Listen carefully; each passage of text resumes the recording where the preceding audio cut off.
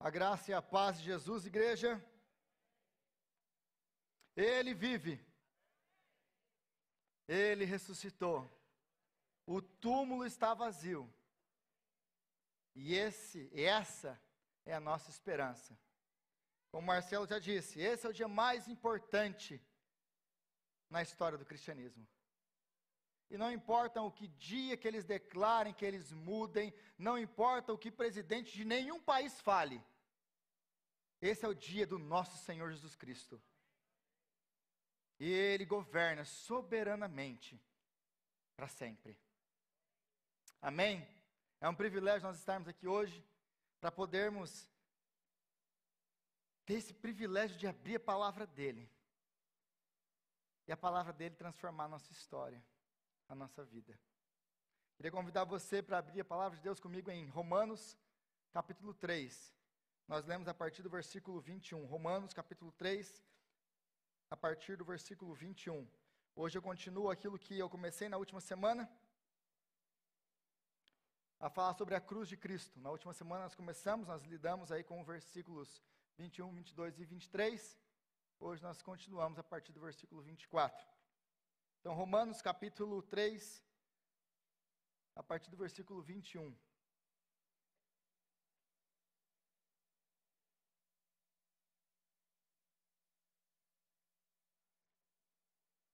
Creio que os irmãos todos acharam, Romanos 3, a partir do versículo 21. Diz assim a palavra de Deus. Mas agora se manifestou uma justiça que provém de Deus, independente da lei, da qual testemunham a lei e os profetas. Justiça de Deus mediante a fé em Jesus Cristo para todos os que creem. Não há distinção, pois todos pecaram e estão destituídos da glória de Deus, sendo justificados gratuitamente por sua graça, por meio da redenção que há em Cristo Jesus. Deus o ofereceu como sacrifício para propiciação mediante a fé pelo seu sangue, demonstrando a sua justiça. Em sua tolerância, havia deixado impunes os pecados anteriormente cometidos, mas no presente demonstrou a sua justiça, a fim de ser justo e justificador daqueles que têm fé em Jesus. Onde está então o motivo de vanglória? É excluído. Baseado em que princípio? No da obediência à lei? Não, mas no princípio da fé. Pois sustentamos que o homem é justificado pela fé, independente da obediência à lei. Deus é apenas Deus dos judeus. Ele não é também Deus dos gentios? Sim, dos gentios também, visto que existe um só Deus, que pela fé justificará os circuncisos e os incircuncisos. Anulamos então a lei pela fé?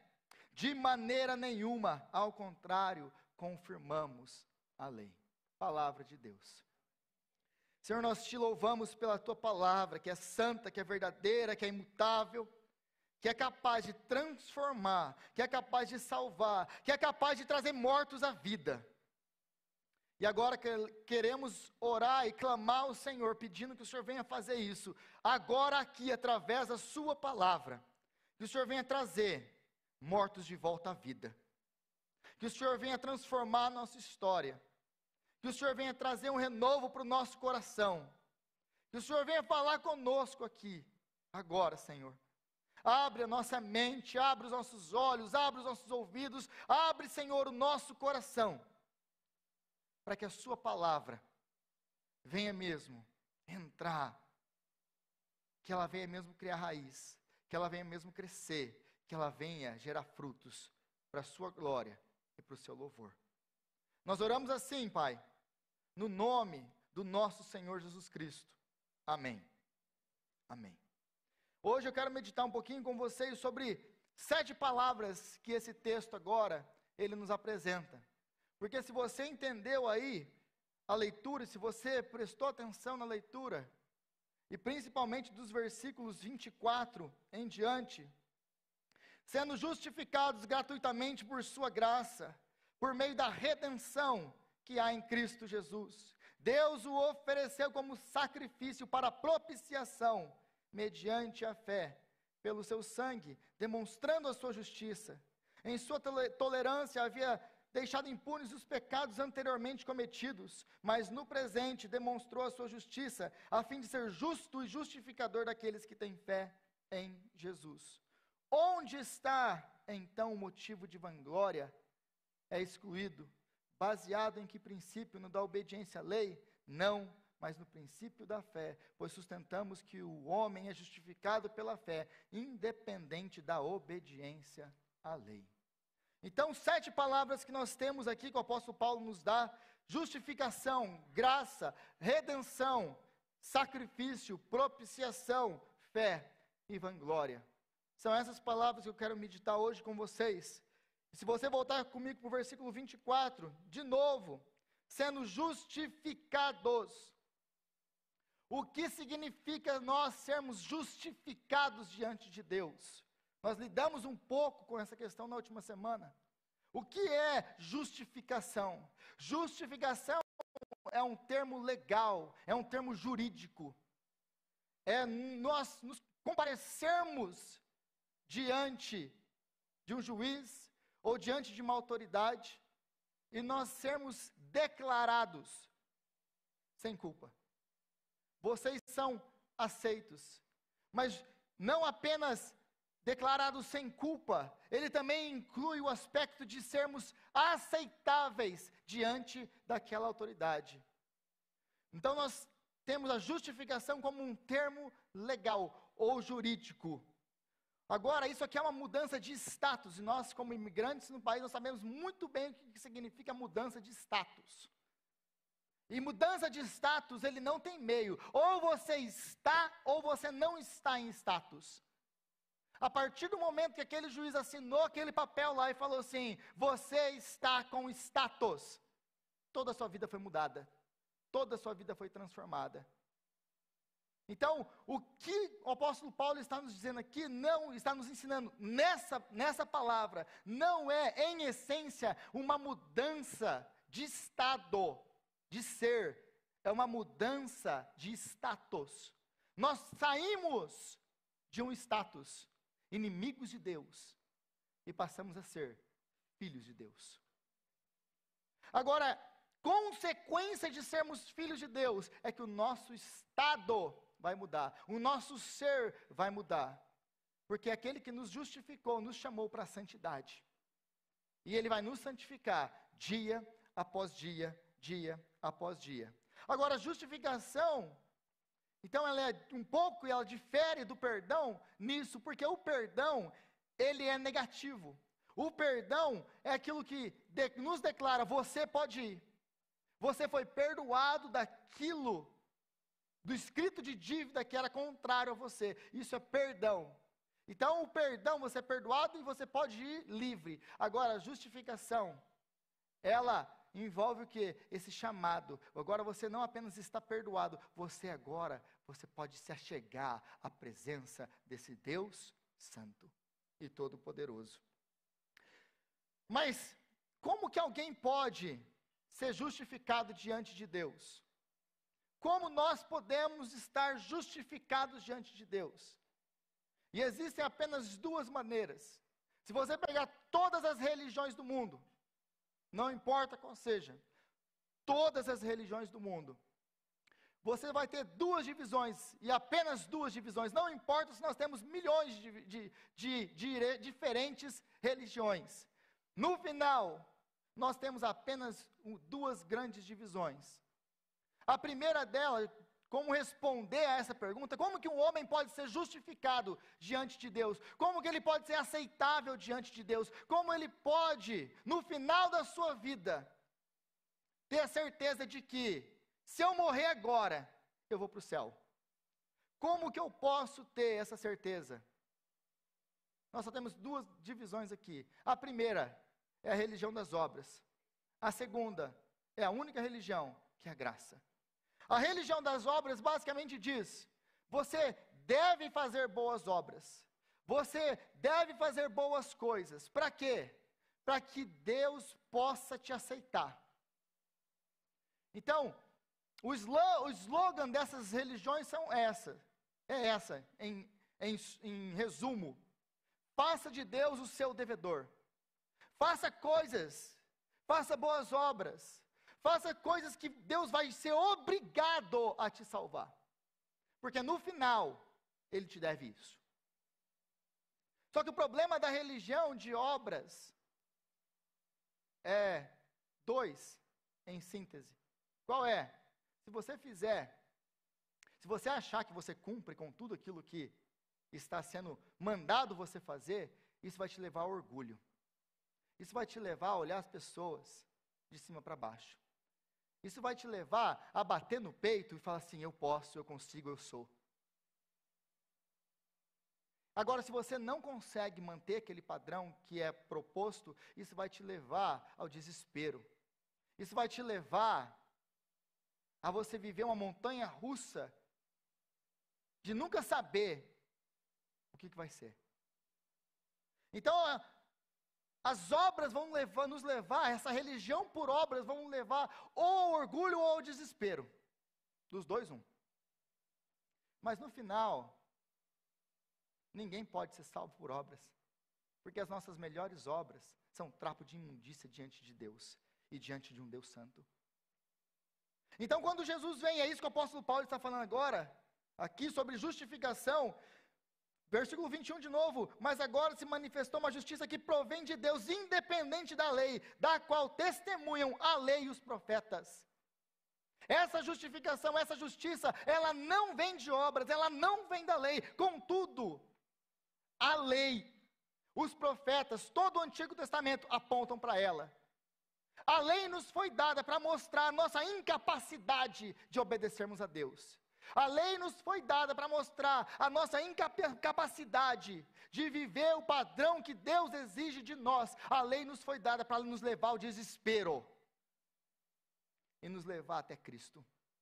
Porque só pela graça nós podemos olhar para Deus e estender mãos vazias diante de um Deus gracioso e misericordioso e dizer, Senhor, eu não consigo. E a graça vai levar à humildade. Quando é pela graça, você nunca vai olhar o seu irmão de cima para baixo e se achar melhor do que ele, porque você sabe que você é o que você é pela graça. Isso é dom de Deus, não vem de vocês. É graça. Quando eu chegar lá naquele dia, eu não vou bater no peito e dizer, Deus, você viu o que eu fiz? Naquele grande dia, o dia que nós esperamos, nós estaremos na presença dEle. E a única razão de orgulho nossa é olhar para a cruz, é olhar para o nosso Salvador e apontar para Ele. Você viu o que Ele fez? É só pela graça. Agora, a conta da justificação, como nós somos salvos, como nós somos justificados, então é somente pela graça. E é isso que o apóstolo Paulo vai continuar aí, sendo justificados, como o apóstolo Paulo, gratuitamente por sua graça. Gratuitamente por sua graça. Você não precisa ser um teólogo, você não precisa ser um estudioso, você não precisa ser um erudito na Bíblia, para entender que existe uma redundância aqui. De novo, sendo justificados gratuitamente por sua graça. O que é graça? Aquilo que nós recebemos sem pagar um preço. Nós recebemos de graça. Não nos custou nada. Foi gratuito. Você pega aquilo, você recebe aquilo. Isso é graça. Agora, por que o apóstolo Paulo está falando aqui? Vocês sendo justificados gratuitamente por sua graça. Existe uma redundância aqui. É a mesma coisa que o apóstolo Paulo está falando assim, vocês são salvos pela graça, justificados pela graça. É graça. Vocês entenderam o que é graça? Então existe uma ênfase aqui. Por que o apóstolo Paulo parece ser redundante, parece estar se repetindo aqui, na mesma frase, falando graça duas vezes, para que você nunca pense na sua vida que existe alguma coisa em você. E esse é o escândalo do cristianismo, e a diferença de todas as outras religiões, porque todas as outras religiões, você é o autor da sua salvação. são as suas obras, são os seus méritos, é você que faz. Agora no cristianismo não. No verdadeiro cristianismo, aquele que prega a palavra de Deus, é graça, e só graça. E é esse o escândalo do evangelho, que não existe nada, absolutamente nada, que eu ou que você possamos fazer para ser salvos. É Deus quem salva, a salvação pertence ao Senhor. E não tem nada que eu possa fazer para ser salvo, porque a minha dívida é tão grande, mas tão grande, que ela é impagável. Só Deus podia pagar a minha dívida. Então isso é graça, e essa é a ênfase aqui do apóstolo Paulo, e esse é o escândalo da cruz. É por isso que ele diz: eu não me envergonho do evangelho, porque é o poder de Deus. Aí você se pergunta, por que alguém se envergonharia do evangelho? Porque o evangelho, ele tira completamente de você e de mim, das minhas e das suas mãos, tira completamente alguma coisa para a gente poder se orgulhar. É graça. É graça. Esse é o escândalo do evangelho. Agora, qual que é o meio da graça? Como que Deus pode ser gracioso conosco? Como que Deus pode ser gracioso conosco, apesar de quem nós somos? Porque se você ouviu, se você assistiu, se você estava aqui na última semana, a última semana, todo o ponto da pregação foi esse: Deus não pode nos salvar. Deus não pode nos justificar. Por quê? Porque nós quebramos os seus mandamentos. Deus, sendo justo, bom, Ele não pode soltar criminosos. Ele é o justo juiz, o juiz de toda a terra. Então esse foi todo o ponto. Mas para que Ele possa nos justificar, para que isso que o apóstolo Paulo está nos falando aqui, possa ser verdade na minha e na sua vida, existe um preço a ter que ser pago, existe um meio pelo qual ele tem que agir. E esse meio, como ele está falando, continua no versículo 24. Por meio da redenção que há em Cristo Jesus. Por meio da redenção que há em Cristo Jesus. Deus só pode ser gracioso conosco por causa da redenção que há em Cristo Jesus, o nosso Senhor. E o que significa essa palavrinha redenção? O que é redenção? Redenção é a compra de um escravo. Naquele tempo, as pessoas, quando elas se endividavam, elas se vendiam como escravos. Então, quando alguém comprava um escravo, ou quando você trabalhava até um ponto e você conseguia acumular aquele dinheiro que você podia comprar a sua liberdade de volta, isso era chamado de redenção. Às vezes a família de alguém tinha que comprar alguém que se vendeu como escravo. Mas essa palavra ela vai nos remeter a um outro importante dia, que é o dia da redenção de Israel no Êxodo. É o dia que Deus, com braço forte e mão estendida, Ele tira o povo de Israel do Êxodo. No Êxodo, Ele tira do Egito. Ele tira da escravidão do faraó. Ele tira da terra de escravidão para levar para uma terra que mana leite e mel. Redenção é a compra de um escravo. Nós fomos comprados a preço de sangue. Nós fomos comprados. Então, a redenção, ela precisa ser feita para que haja justificação. Mas também existe a necessidade de sacrifício para que haja redenção. Porque todas as vezes que nós compramos alguma coisa, nós precisamos pagar. Se você vai comprar um escravo, você tem que pagar por aquele escravo. Se você vai comprar um carro, você tem que pagar por aquele carro. Então, para que Deus pudesse nos redimir, para que Deus pudesse nos resgatar, para que Deus pudesse nos comprar, Ele teve que pagar um preço pela nossa redenção. E qual foi o preço pago? O sangue, a cruz do nosso Senhor Jesus Cristo. E o que Ele veio pagar? O que Jesus veio pagar? Do que Ele veio nos livrar? Do que Ele veio nos redimir?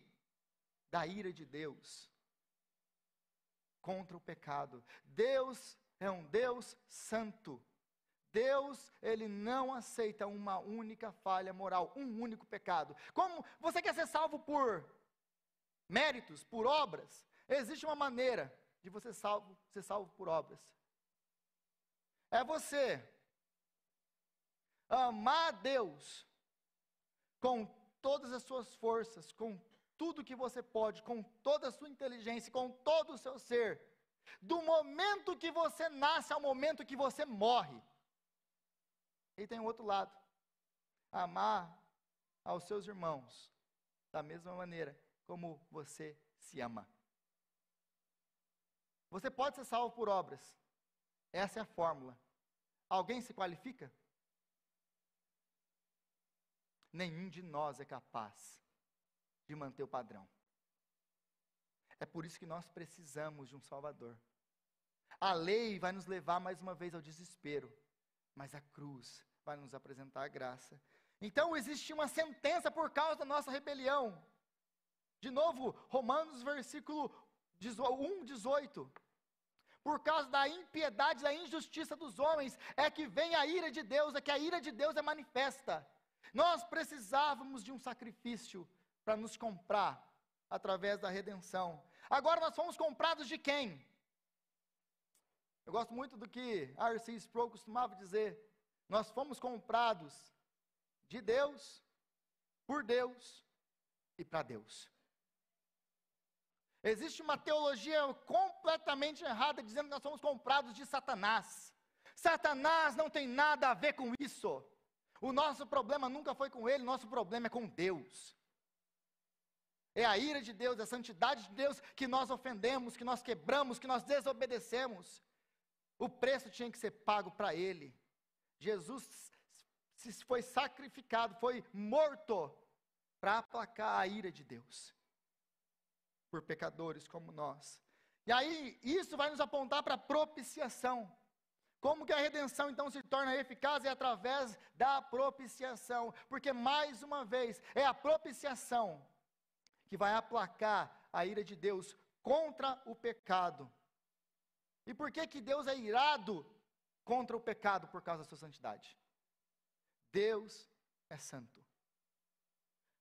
A justiça de Deus, a santidade de Deus demanda a nossa condenação, a nossa morte. Deus não pode apenas varrer para debaixo do tapete nosso pecado e fingir que nada aconteceu. Porque Ele é santo. Então, essa propiciação está ligada ao perdão. Porque tudo isso aqui está tudo conectado para a nossa salvação. Então a propiciação, ela vai nos purificar, ela vai nos perdoar. Não existe justificação sem que haja propiciação. Não existe justificação sem que haja redenção. Não existe justificação sem que um preço seja pago.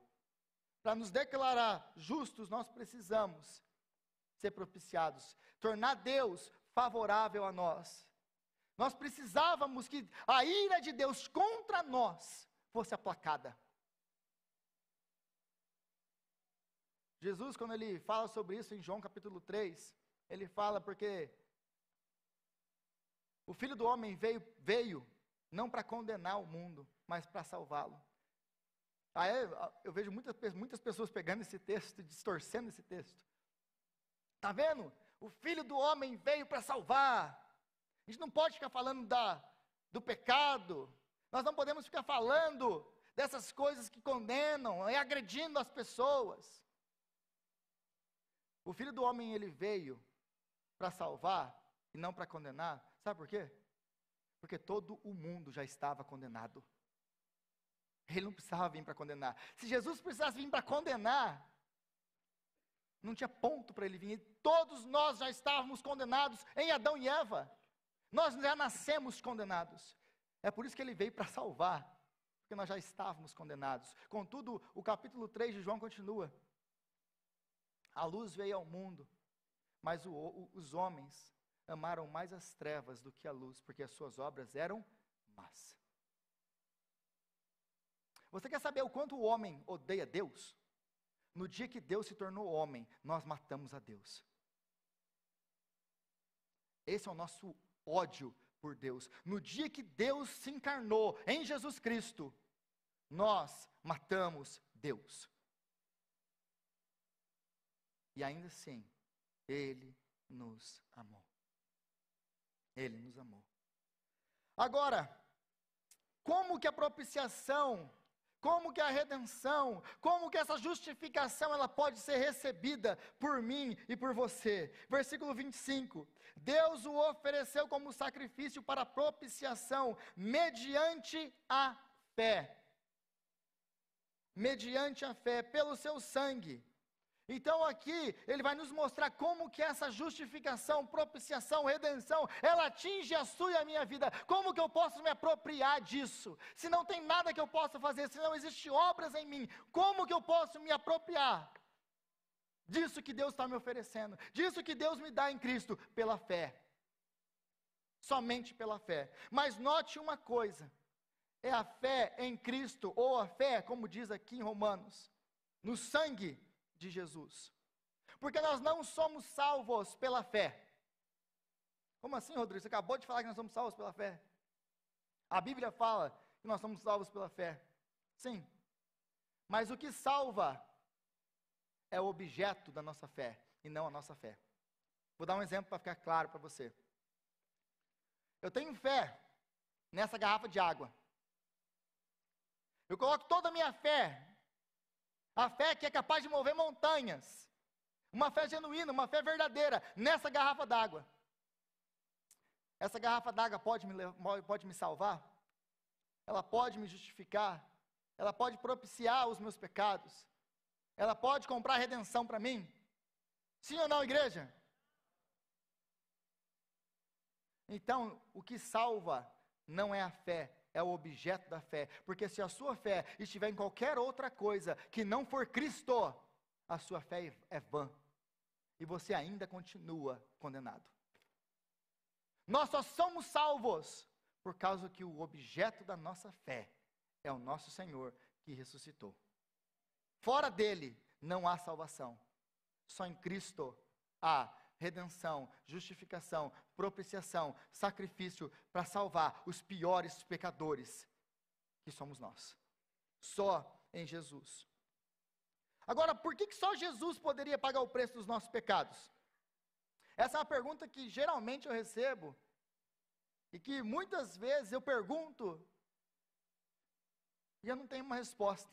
Por que só Jesus poderia pagar o preço dos nossos pecados? Por que só Jesus poderia ser sacrificado? Porque só Ele podia comprar a nossa redenção? Por que só Ele pode morrer e só o seu sangue pode nos salvar?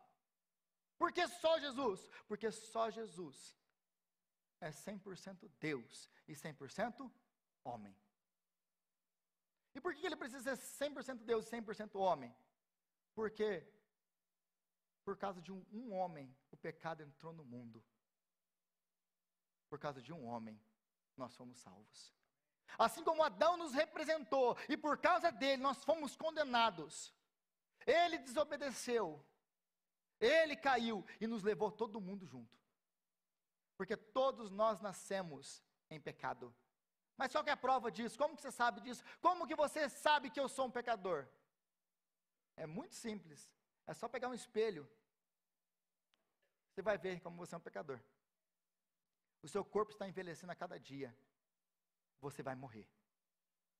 Eu não preciso ser profeta para dizer para você, você vai morrer. Se Cristo não voltar antes, você vai morrer. Essa é a evidência do pecado na nossa vida. Por quê? Porque o salário do pecado é morte. Nós todos vamos morrer. Então, da mesma maneira que o pecado entrou no mundo por causa de um homem, salvação, justificação, redenção, vida, entraram por causa de Jesus Cristo, nosso Senhor. Agora, a segunda coisa, por que Jesus, e só Jesus pode nos salvar? Porque só Jesus pode suportar a ira de Deus e mais ninguém pode.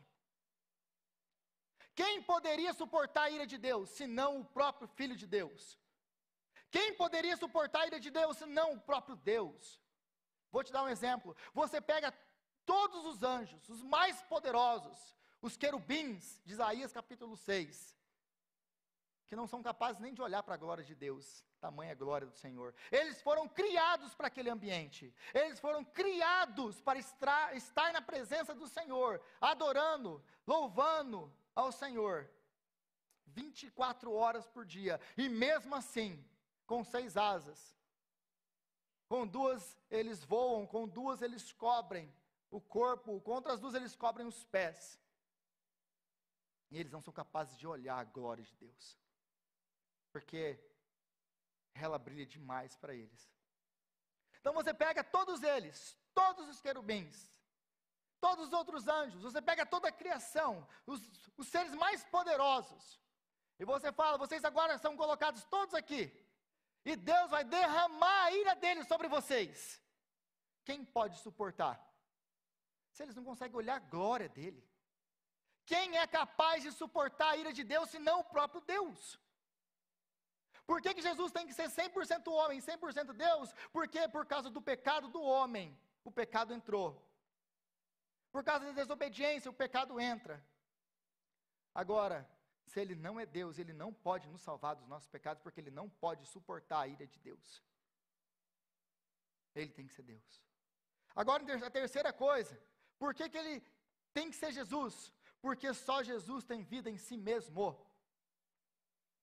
Se você se lembra de João capítulo 10, versículo 17, por isso o Pai me ama, porque eu dou a minha vida para retomá-la, ou tomá-la de volta. Ninguém a tira de mim, mas eu a dou espontaneamente. Tenho autoridade para dá-la e para retomá-la. Esta é a ordem que recebi do meu Pai. Por que só Jesus pode te salvar? Porque só Jesus pode me salvar? Porque só Jesus pode se entregar a sua vida, para poder te dar a vida? É porque nós não temos vida em nós mesmos. Ninguém pode morrer por você. Nenhum anjo, nenhum ser pode morrer por você. Porque tudo que foi criado por Ele e para Ele são todas as coisas. Ele é o Criador, Ele é o sustentador, Ele é o autor da vida, só Ele tem vida em si mesmo. Nós todos subsistimos da vida de Deus. Se Deus tirar da tomada, a gente morre naquele mesmo instante. Ele nos sustenta com vida, então só Jesus pode nos dar vida. É só Ele que pode entregar a vida dEle para pagar o preço que a nossa vida tem, que é o preço de morte. Por causa dos nossos pecados, por causa da nossa rebelião. Então só Ele tem vida, ninguém mais tem vida em si. A minha vida é derivada dEle. Eu sou sustentado com fôlego de vida. Se o Senhor parar de me sustentar agora, eu morro nesse exato momento. Eu não posso morrer por você. Você não pode morrer por mim. Ninguém pode morrer por ninguém. É por isso que Ele tem que ser Deus e homem.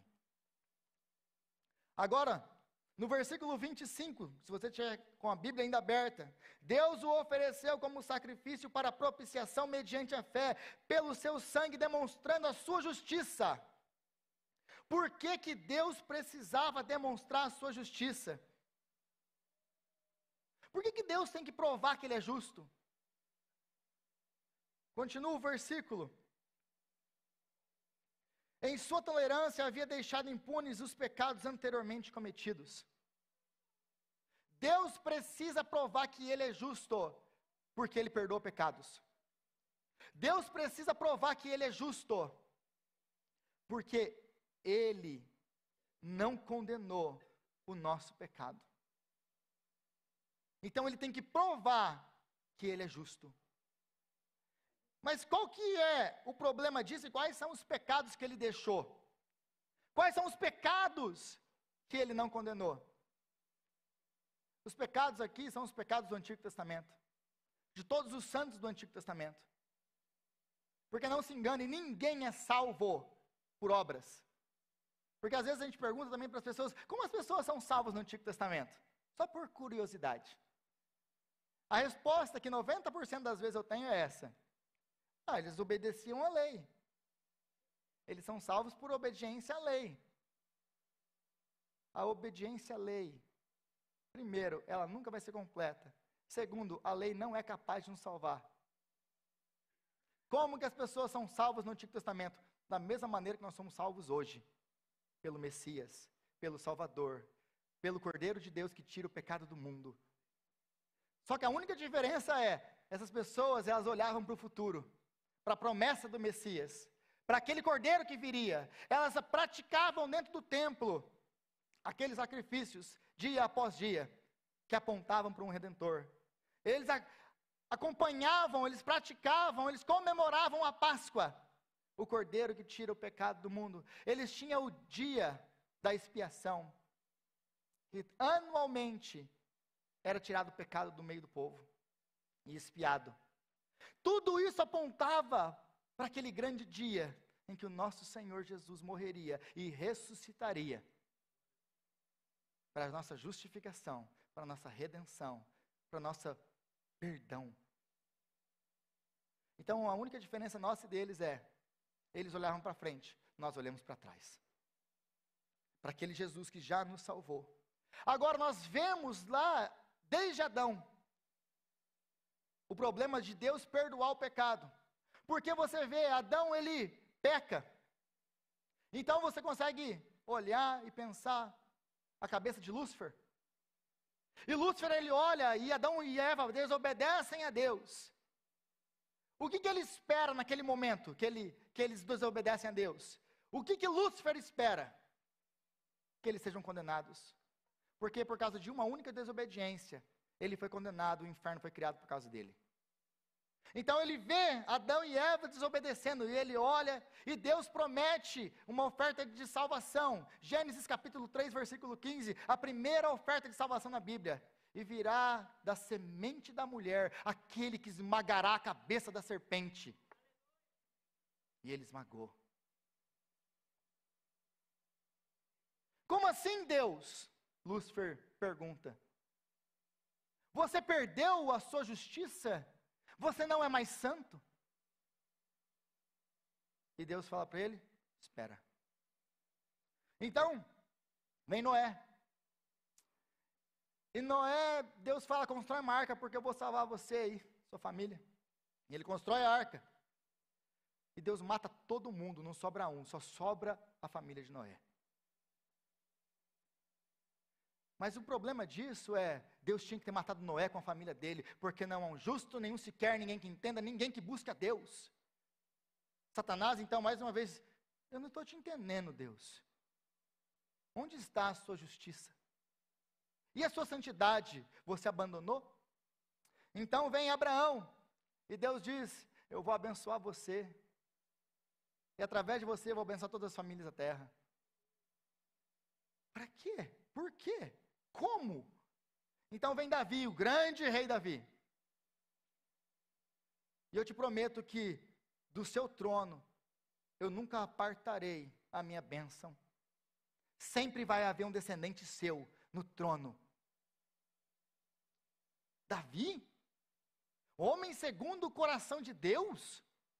Um adúltero, um assassino? Você só pode estar de brincadeira comigo, Deus. E a resposta de Deus para ele, espera. E assim foram com todos os outros santos do Antigo Testamento. Todos os outros santos. Mas qual que é o problema disso? O problema disso é como nós vimos em Provérbios capítulo 17. Se Deus é santo, justo e bom, Ele não pode nos perdoar. Porque Ele condena exatamente isso em Provérbios 17. O juiz que declara justificado, que declara perdoado o culpado, é a abominação diante do Senhor. É uma abominação. Como que Deus pode se tornar justo e justificador? Como que Deus pode nos salvar sem Ele se tornar abominação? Essa é a resposta, esse é o dilema que a cruz vai responder. Então, Deus responde para Satanás, você quer saber como eu posso perdoá-los, todos eles? Porque o meu filho pagou o preço de todos eles. Então, na cruz, Deus pode ser justo e justificador daqueles que têm fé em Cristo Jesus. Mas ainda assim pode parecer para você que não é justo. Por quê? Porque Geralmente as pessoas vêm para mim também e falam, mas isso aí também não é justo. Como que uma pessoa que vive 70 anos pode ir para o inferno e ficar a eternidade no inferno? Não é justo. Se nós vivemos 70 anos, nós deveríamos morrer e ficar 70 anos no inferno. E depois nossos pecados serem perdoados. Bom, isso não funciona nem no nosso sistema jurídico. Essa é a minha resposta. Como assim? Ah, que bom que você perguntou. Você pega uma arma e você mata alguém. Você me mata. Você vai preso. Você vai preso pelo tempo que você demorou para cometer o crime? Entrei e saí. Não durou nem um segundo, porque demora um segundo para você matar alguém. Isso funciona no nosso sistema jurídico? Não. Mas existe um agravante aí. Porque dependendo de quem você matar, a sua penalidade é diferente. Você me ameaçar, só me ameaçar é uma coisa. Se você ameaçar o presidente desse país, por isso você vai preso. Se você atentar contra a vida dele, você vai preso. Sabe por que o inferno é eterno? Porque nós pecamos contra um Deus eterno e eternamente bom. Não existe eternidade que pague o preço da nossa rebelião. Esse é a justiça de Deus. É por isso que o inferno é eterno. É por isso que a nossa dívida não tem fim. Porque nós pecamos contra esse Deus eterno e eternamente bom. Agora uma outra metáfora, também que a pessoa, tá, mas então como que Jesus pode pagar o preço de todo mundo aqui? Como que Jesus pode, sendo ele apenas um homem, ele morrer, sofrer por algumas horas, ir para uma cruz e morrer, e pagar o preço de todos nós aqui, e de todos quanto mais ele quiser pagar? Como que Jesus pode fazer isso? Ele é apenas um homem que sofreu por algumas horas. Também não é justo. Eu posso te explicar isso também. Sabe por que Jesus pode pagar o preço do meu pecado, do seu pecado, do seu pecado, de toda essa congregação, de todos os santos que viveram desde o começo da humanidade até o final da humanidade? Sabe como? Porque se você pegar toda a criação, colocar toda ela junta, todas as autoridades, poderes celestiais, universo, tudo que existe, e colocar junto, Jesus é mais valioso do que toda a criação colocada junta. Porque dele, por meio dele, foram criadas todas as coisas. Ele pode pagar a sua conta eternamente, porque ele é mais valioso do que tudo o que já foi criado, porque ele é o Deus eterno. Agora, outras comparações com o nosso sistema jurídico, que geralmente a gente recebe. Agora, o culpado que quer se oferecer por outro. Por que ninguém pode morrer por ninguém? Porque, de novo, só ele é Deus, só ele tem vida. Ninguém pode morrer por você. E mesmo que fosse num sistema jurídico assim, ninguém poderia morrer. Você não pode apresentar-se diante de um juiz. Imagina que você apresenta diante do juiz e fala assim: ó juiz, eu queria morrer pelo Dani. O Dani está condenado. Eu falo: ô juiz, eu quero morrer pelo Dani. Mas eu tenho a minha condenação. O juiz olha para a minha cara e fala assim: mas você já está condenado. Ninguém pode morrer por você. A sua esposa, o seu marido, ninguém pode pagar o preço por você, porque você tem a sua própria condenação para pagar. Eu tenho a minha própria condenação. Agora, de novo aquela questão de obras. O condenado que chega diante do juiz e fala assim: olha, juiz, eu quero que justiça seja feita. A única coisa que eu quero é que justiça seja feita. Olhe para as minhas obras, olhe para a minha vida. E você vai ver que eu sou um homem bom. E você vai ter que me salvar. Pois não, deixa eu ver sua vida. Não, porque eu fui pastor da igreja. Porque eu fui professor. Porque eu escrevi. Porque eu ensinei. Porque eu discipulei. Porque eu cuidei da igreja. Só a única coisa que eu fiz foi esse pequeno erro. Eu só matei essa pessoa. Está tudo bem. Se você comparar as minhas boas obras com a minha má obra, você vai ter que me absolver, porque é por comparação de obras. Então o juiz vai falar assim para ele: não, tá beleza, você pode ir embora, tá tudo tranquilo. É assim? Ninguém vai ser justificado diante dele por causa de boas obras. Porque naquele grande dia, ele vai falar assim: as suas obras são trapo de imundícia. A terceira coisa é o culpado que pede para ser perdoado porque ele se arrependeu. Não, juiz, mas eu me arrependi do que eu fiz. Que bom, meu filho. Agora vai para a cadeia. Porque existe uma consequência daquilo que você fez. E você vai ter que pagar. Então ninguém vai ser desculpado diante de Deus, senão pela redenção, pela justificação que há em Cristo Jesus, o nosso Senhor. Aí no versículo 26 ele vai resumir tudo isso, sendo justo e justificador daqueles que têm fé em Jesus.